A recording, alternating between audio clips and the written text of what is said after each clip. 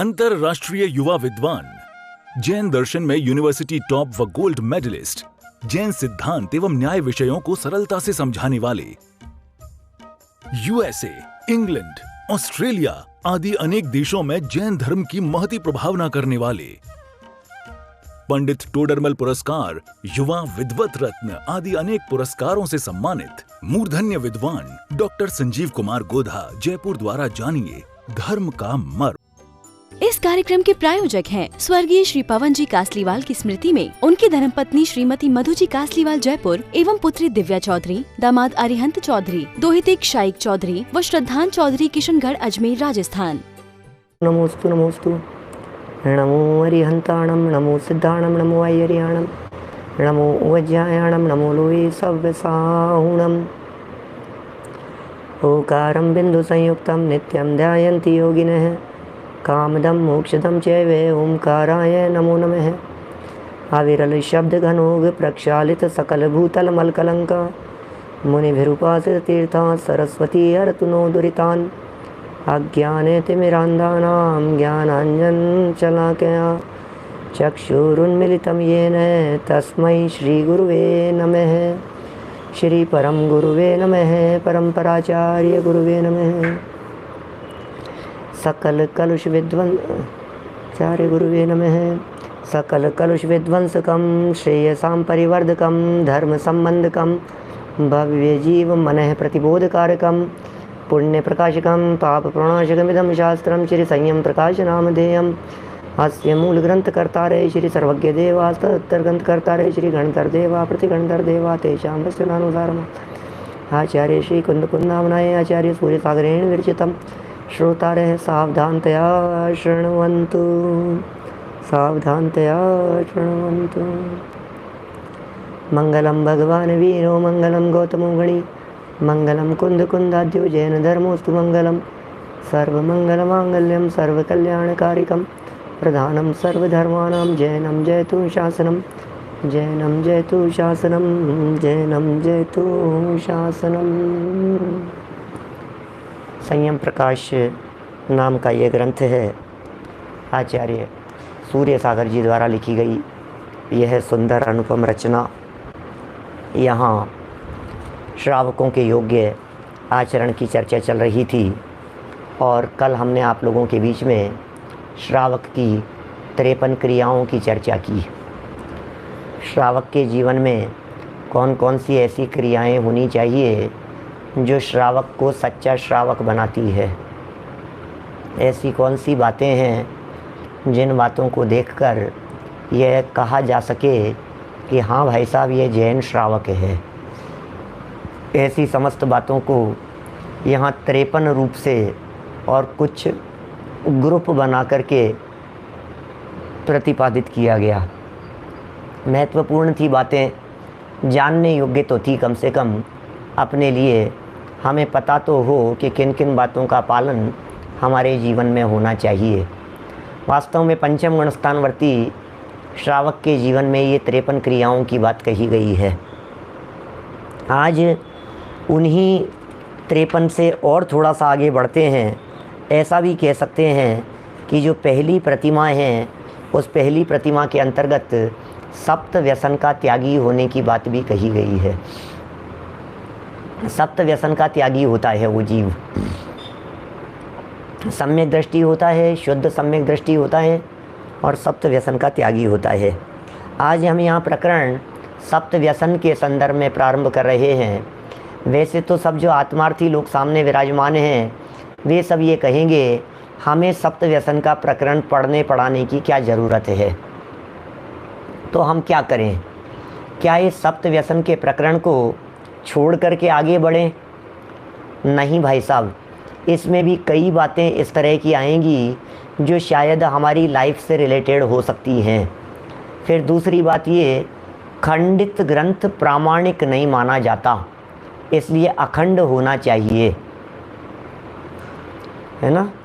तो ये अखंडित ग्रंथ के पालन के लिए हम यहाँ सप्त व्यसन की प्रकरण पढ़ रहे हैं। बहुत महत्वपूर्ण है जी। छोटी छोटी सी बातें हमें तो पता भी नहीं लगता है कि हम क्या कर रहे हैं। हम तो पढ़ते हैं तो तब पता लगता है अच्छा ऐसा भी है, अच्छा ये बात भी इसमें शामिल है, अच्छा इसमें भी ऐसा पाप लग रहा है। हमें तो पता ही नहीं था कहाँ कहाँ मांस भक्षण का पाप लग रहा है, कहाँ कहाँ रात्रि भोजन का और किस तरह से पाप लग रहा है। हम तो रात्रि का बना हुआ भोजन दिन में खा लेते थे और सोचते थे हम तो दिन में भोजन कर रहे हैं, लेकिन जब उस प्रकरण को पढ़ा तो पता लगा रात्रि का बना हुआ दिन में खाना भी रात्रि भोजन ही है, कोई फ़र्क नहीं है उसमें। दिन में बना हुआ रात में खाएं या रात में बना हुआ दिन में खाएं, अपने अपने दिल पर हाथ रख कर के सोचना, एक बार गंभीरता से विचार करना। कितने लोग, मैं समझता हूँ मुश्किल से कोई 2-4% लोग ऐसे होंगे, मुश्किल से 2-4%, 4% भी बहुत हो गए क्या, माने 1000 लोगों में 4% का मतलब 40 लोग हो गए क्या। 1500 लोगों के अंदर 60 लोग हो गए, 1500 तो आईडी, फिर लोग कितने बैठे होंगे, मतलब हैं 60-70 लोग ऐसे जिन्हें पता था कि रात्रि का बना हुआ दिन में खाने में भी रात्रि भोजन का पाप लगता है। निषेध नहीं करता हूँ मैं, होंगे, हो भी सकते हैं कदाचित, लेकिन कितनी जानने योग्य बात थी। भाई साहब ये कब का बना हुआ है ये तो बताओ। आप हलवाइयों के यहाँ का यदि बाज़ार का भोजन करते हैं, 99% हलवाइयों के यहाँ मिठाइयाँ रात को बनती है। बोलो राकेश जी साहब, बहुत कम हैं, एक अकेले आपका नाम आया है इतने लोगों में से। हजारों लोगों में से 1-2 व्यक्तियों को यदि पता हो तो कोई बड़ी बात थोड़ी ना है। देखिए क्या कह रहे हैं, बहुत मार्मिक बातें हैं कुल मिलाकर के, छोटी छोटी सी बातें हमें पता नहीं होती है, पता होती है तो उस पर गौर नहीं फरमाते। यदि आपको पता था, मान लीजिए कि रात्रि का बना हुआ दिन में खाने में भी रात्रि भोजन का पाप लग रहा है, तो क्या आपने कभी अपनी लाइफ में ऐसा महसूस किया क्या कि हम रात्रि भोजन कर रहे हैं, जब आप रात का भोजन दिन में कर लेते हैं? बोलो।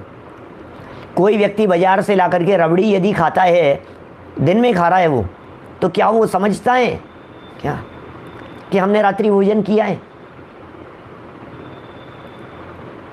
बाजार का मेवा मिष्ठान घर में ला करके खाता है, तो क्या वो समझता है कि हमने रात्रि भोजन किया है?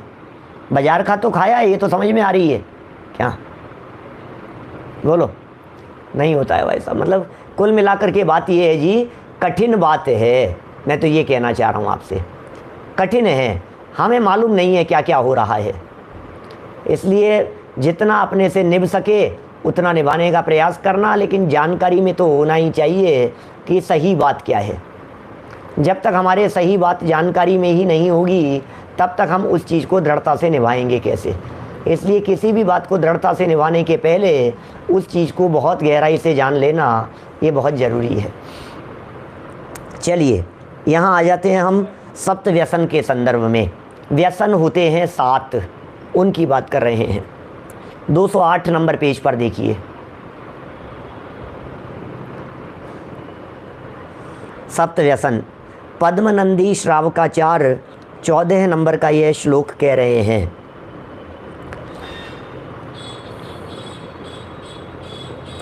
आद्यौ दर्शनमुन्नतं व्रतमितः सामायिकं प्रोषधः त्यागश्चैव सचेतवस्तुनिधिवा भक्तं तथा ब्रह्म च नारम्भो न परिग्रहो ननुमति नोदिष्टमेकादशः स्थानानीति गृहीव्रते व्यसनिता त्यागस्तदाद्यः स्मृतः। इस पद्य द्वारा आचार्य प्रवर श्री पद्मनंदी ने श्रावक के 11 स्थान माने प्रतिमाओं का नाम निर्देश, श्रावक के जो 11 स्थान हैं उन 11 स्थानों का नाम निर्देश करते हुए बतलाया है कि 7 व्यसनों का त्याग करना पहली प्रतिमा है, ये बताया है। यही बात आचार्य वसुनंदी ने अपने उपासक अध्ययन में भी कही है, अपने उपासक अध्ययन के अंदर भी यही बात उन्होंने कही है। क्या बात कही है कि भैया पहली प्रतिमा में सप्त व्यसनों का त्याग होता है। तो साहब इसका मतलब सम्यक दृष्टि जीव के व्यसन, अरे भाई ये निरतिचार पालन की चर्चा चल रही है, कोई व्यक्ति इससे अन्यथा अर्थ ग्रहण नहीं कर लेवे। मुझे मालूम है कई लोग इस बात को सुन करके अन्यथा अर्थ ग्रहण कर सकते हैं। क्या कोई व्यक्ति ऐसी बात भी कह सकता है? तो फिर पंडित जी इसका मतलब सम्यक दृष्टि जीव के जीवन में सप्त व्यसन हो सकते हैं क्या, कि नहीं हो सकते हैं? क्या सम्यक दृष्टि ज्ञानी जीव के जीवन में सप्त व्यसन नहीं हो सकते हैं? तो मिथ्या दृष्टि, अरे मिथ्या दृष्टि के भी नहीं हो सकते। सम्यक सन्मुख की भूमिका में मिथ्या दृष्टि जीव के जीवन में भी सप्त व्यसनों का त्याग होता है, लेकिन चतुर्थ गुणस्थानवर्ती तक सप्त व्यसनों का त्याग नव कोटि पूर्वक नहीं होता, मन वचन काय कृत कारित अनुमोदना पूर्वक नहीं होता, और इस तरह का त्याग पहली प्रतिमा वाले के होता है। इसलिए इस तरह की बात समझना, ठीक है ना। देखिए क्या कह रहे हैं यहाँ, पढ़ें जरा 209 नंबर पेज। पंचुवर सहियायम सत्तवी व्यसनाई जो विवज्जेई सम्मत विशुद्धमयी सो दंसन साव ओ भणियो। जो शुद्ध सम्यक दर्शन का धारक पुरुष पंच उदंबर आदि फलों सहित 7 व्यसनों को त्यागता है। क्या क्या कह रहे हैं? शुद्ध सम्यक दर्शन का धारक पुरुष है, शुद्ध सम्यक दृष्टि पुरुष है। वो कौन होता है? दर्शन प्रतिमा का धारक। पहले कह दिया शुद्ध सम्यक दृष्टि, दूसरा पंच उदंबर फलों और साथ में सप्त व्यसनों को त्यागता है। इसका मतलब क्या चौथे गुणस्थानवर्ती जीव, क्योंकि ये तो पंचम गुणस्थान वाले की चर्चा चल रही है ना, दर्शन प्रतिमा माने पंचम गुणस्थान वाले की बात है, प्रतिमाधारी माने पंचम गुणस्थानवर्ती जीव। क्या तो फिर बतलाइए, यदि पंचम गुणस्थानवर्ती प्रतिमाधारी जीव हैं तो दर्शन प्रतिमाधारी के संदर्भ में ये बात कह रहे हैं, तो फिर क्या चौथे गुणस्थान वाला पंच उदंबर फल खा सकता है क्या? नहीं खा सकता। अरे क्या बात कर रहे हैं, हम तो सामने बैठे हुए सर्व जीवों से बात कर रहे हैं जिन्हें अभी सम्यक दर्शन भी नहीं है, उनसे भी कह रहे हैं आपके जीवन में भी, क्या धर्मेश भाई, आपके जीवन में भी इन सब का त्याग होना चाहिए। वह प्रथम ही व्यसन सामान्य की निरुक्ति बतलाते हैं। व्यसन सामान्य की निरुक्ति बतलाते हैं। व्यसन किसे कहते हैं? व्यसन क्या होता है? बुरी आदतों को व्यसन कहते हैं, खोटी आदतों को व्यसन कहते हैं, धर्म मार्ग से विचलित करा दे उसे व्यसन कहते हैं। अब जरा इस व्यसन की व्युत्पत्ति में 7 बातें तो इन्होंने कही हैं, आप वर्तमान समय में देखेंगे तो 70 बातें व्यसनों में शामिल हो जाएगी। सोचना जरा, गंभीरता से बात करना।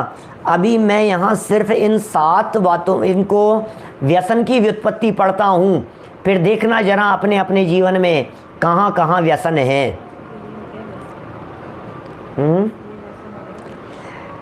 व्यस्यति प्रत्यावर्तयति, व्यस्यति प्रत्यावर्तयति पुरुषान श्रेयसे इति व्यसनम। ओहो, क्या कह रहे हैं भाई साहब? व्यस्यति प्रत्यावर्तयति पुरुषान श्रेयसे इति व्यसनम। जो मनुष्य को आत्म कल्याण से विमुख कर दे उसको व्यसन कहते हैं। ओह ओहो, व्यसन किसे कहते हैं? भाई साहब चाय कॉफ़ी की तलब भी व्यसन है, बिल्कुल व्यसन है। लेकिन युगल जी बाबू जी कहते थे कि चाय पी करके यदि स्वाध्याय हो सकता है तो फिर वो व्यसन नहीं है। क्या बहुत खतरनाक बातें हैं, आप लोग भी सब समझ रहे हैं क्या क्या बातें। अरे ऐसी बुरी आदतें, जो बुरी आदतें हमारे को धर्म मार्ग से विचलित कर देवे, ऐसी बुरी आदतें जिन आदतों के होने पर हम धर्म मार्ग पर न लग पाएँ, ऐसी बुरी आदतें जो हमें आत्म कल्याण से विमुख कर देवे, अरे ऐसी बुरी आदतें जिनके पीछे लगे होने पर हमें आत्म कल्याण करने का विकल्प ही न आवे। ब्रह्मानंद जी साहब, विकल्प ही नहीं आवे हमारे को आत्म कल्याण करने का। क्या टीवी, मोबाइल, फेसबुक, व्हाट्सअप, दुनिया भर की चीज़ें, इंस्टाग्राम, न मालूम ऐसी ऐसी चीज़ें, हम तो नाम भी नहीं जानते हैं। अरे ऐसे ऐसे व्यसन हैं, पीछे लग जाते हैं तो दिन का चैन और रात की नींद ख़त्म हो जाती है भाई साहब इस व्यसन के नाम पर। वो व्यसन जिसके होने पर, वो व्यसन जिसकी मौजूदगी होने पर, वो व्यसन जिसके सद्भाव होने पर हम धर्म मार्ग से विचलित हो जावें, वो सब व्यसन है। क्या धर्म नहीं कर पा रहे, बिजनेस भी व्यसन है, पैसा कमाना भी व्यसन है। अब आप सोचिए ज़रा क्या कह रहे हैं, पैसा कमाना भी व्यसन है। पैसा कमाने में कभी कभी व्यक्ति इतना ज़्यादा आसक्त हो जाता है कि वो आत्म कल्याण, आत्म ध्यान की तरफ उन्मुख ही नहीं हो पाता है। क्या व्हाट्सएप के स्टेटस, व्हाट्सएप भी तो व्यसन है, छोड़ दो ना उसे थोड़े थोड़े दिन के लिए, त्याग कर दीजिए ना। मैं नहीं देखता हूं, अनेक लोगों को शिकायत रहती है, पहले तो ग्रुप नहीं देखता था, आजकल तो पर्सनल भी नहीं देख पाता हूं कई कई दिन तक, फिर नीचे चले जाते हैं, बहुत नीचे चले जाते हैं, फिर छूट जाते हैं, फिर देखते ही नहीं है। क्या करें, कहाँ देखें, कहाँ से समय लाएं, समय ही नहीं है। आत्म कल्याण से विमुख कर देता है। क्योंकि एक दिन देखा नहीं, मान लो अष्टमी चतुर्दशी को देखते नहीं है, अब अष्टमी चतुर्दशी को देखा नहीं, अब नेक्स्ट डे मैसेजों की भरमार हो गई, तो फिर 2 मिनट के लिए मान लो देखा, फिर अपने काम में लग गए, फिर और मैसेज आते चले गए, वो नीचे चले गया।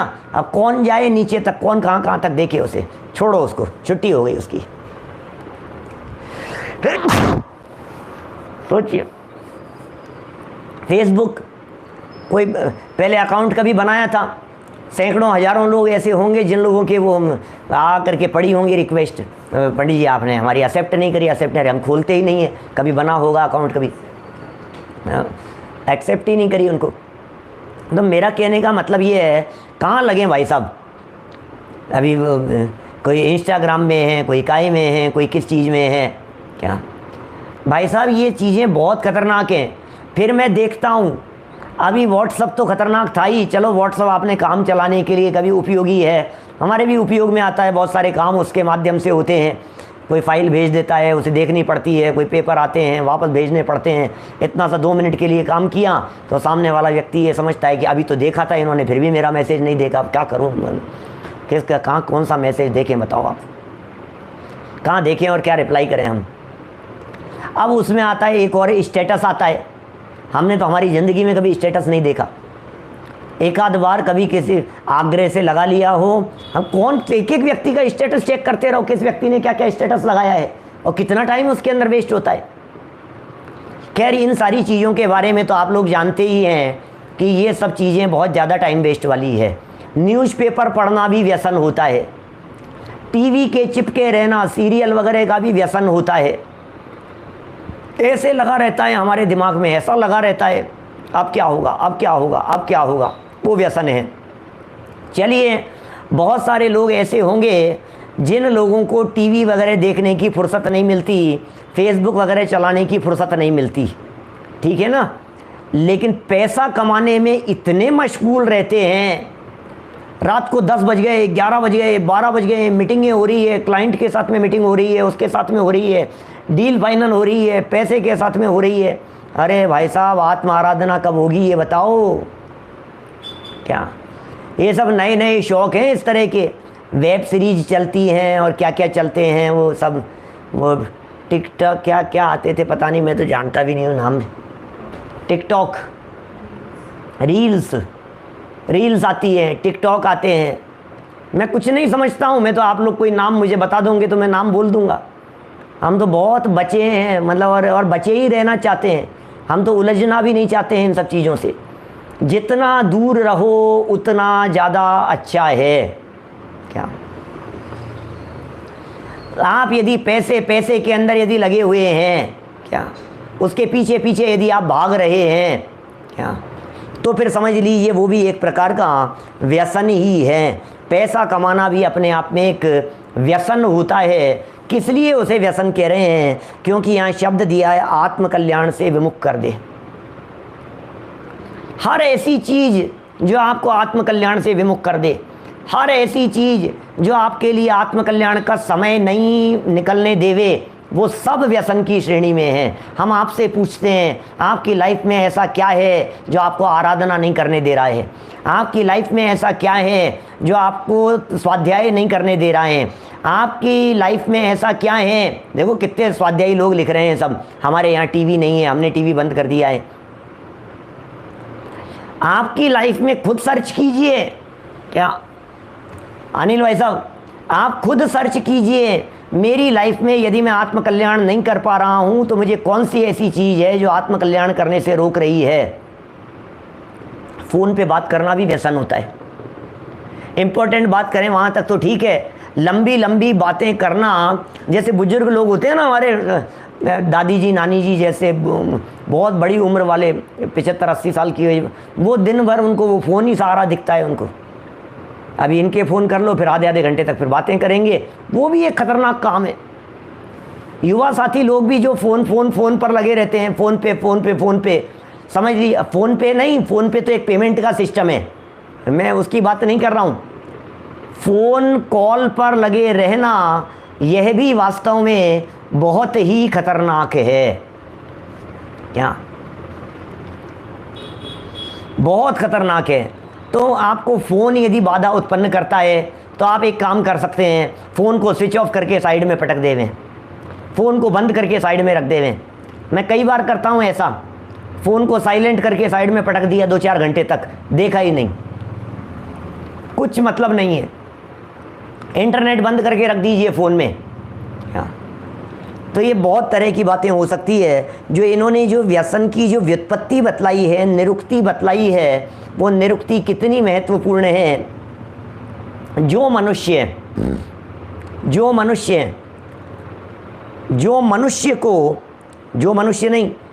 चीज़ मनुष्य को आत्मकल्याण से विमुख कर देवे, उसको व्यसन कहते हैं।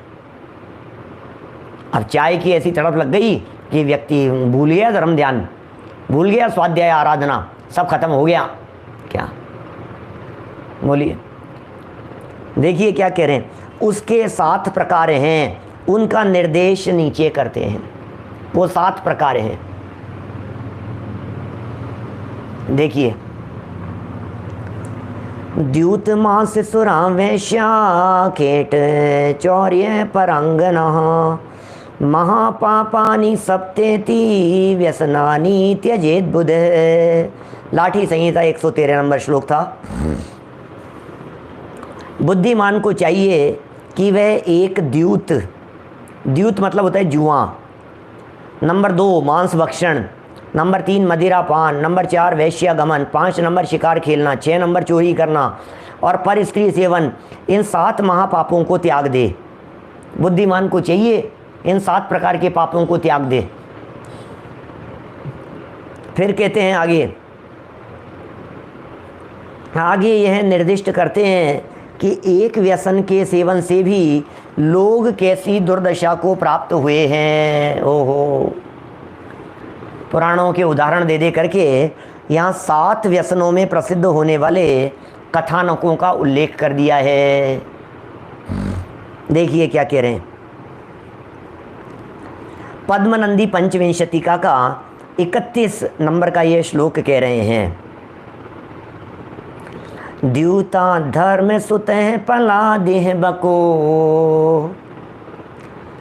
मध्याद्य दोर्नंदनः चारुः कामुकया मृगांत कतया स ब्रह्मदत्तो नृपः चौर्यत्वाच्य भूति रूप वनिता दोषादशास्यो हटा देकैक व्यसनाधता इति जनाः सर्वैर्न को नश्यति। ओह। इस कार्यक्रम के प्रायोजक हैं स्वर्गीय श्री पवन जी कासलीवाल की स्मृति में उनकी धर्मपत्नी श्रीमती मधु जी कासलीवाल जयपुर एवं पुत्री दिव्या चौधरी, दामाद अरिहंत चौधरी, दोहिते शाइक चौधरी व श्रद्धान चौधरी किशनगढ़ अजमेर राजस्थान।